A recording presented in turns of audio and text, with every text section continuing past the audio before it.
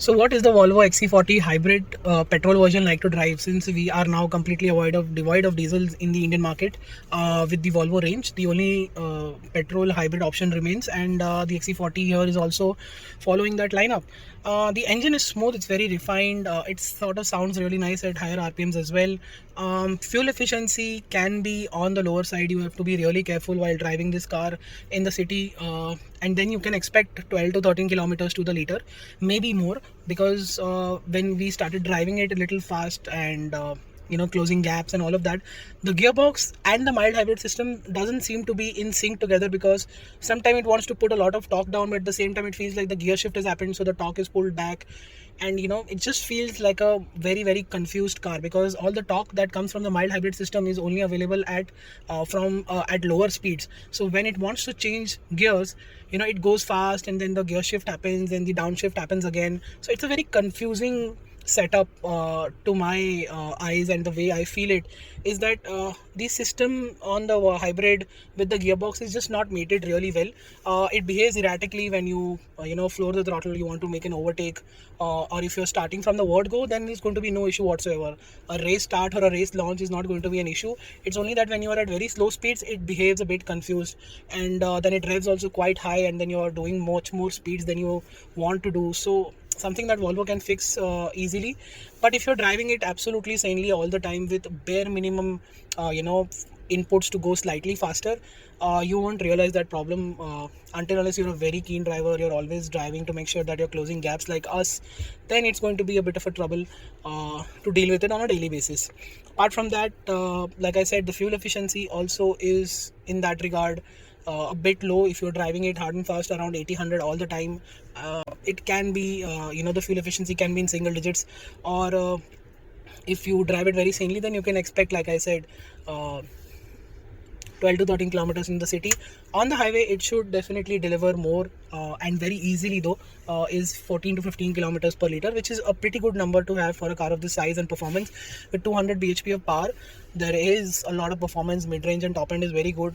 It is of course limited to 180. This car very specifically reaches 180 in no time on an empty stretch of road, because a small car with a large engine making 200 PS and 300 Newton meters, it doesn't have much that that the car is pulling. So the car is going ahead very quickly, and performance is very good. 0 to 100 is under 7 seconds, around 7 seconds, which is very impressive.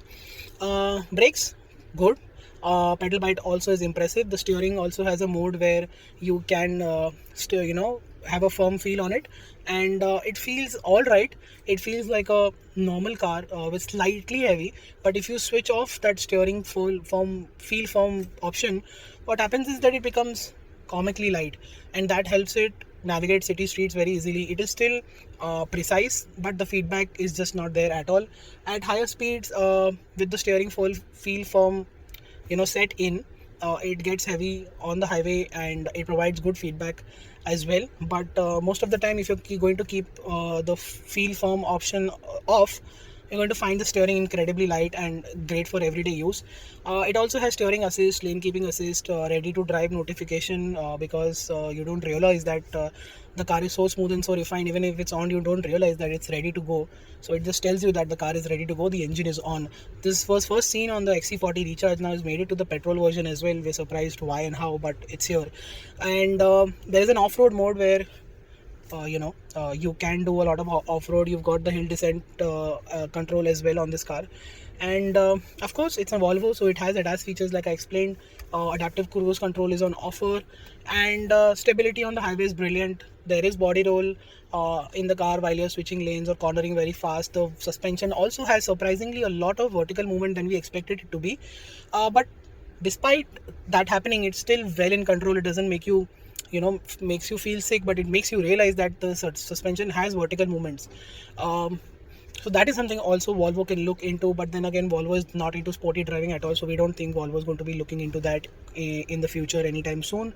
And what that means is you get excellent ride quality over any surface.